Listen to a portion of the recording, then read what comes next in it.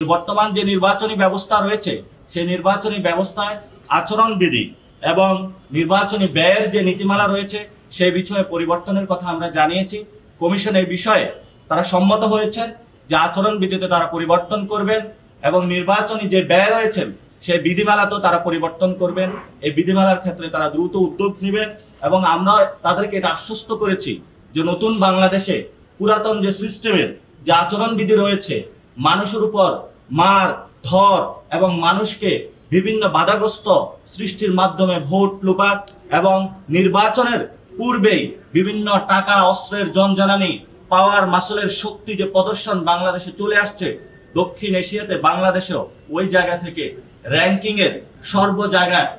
সর্বোচ্চ উপরের জায়গায় অবস্থান করছে। এই নির্বাচন বিধিমেলা এবং আচরণের জায়গা থেকে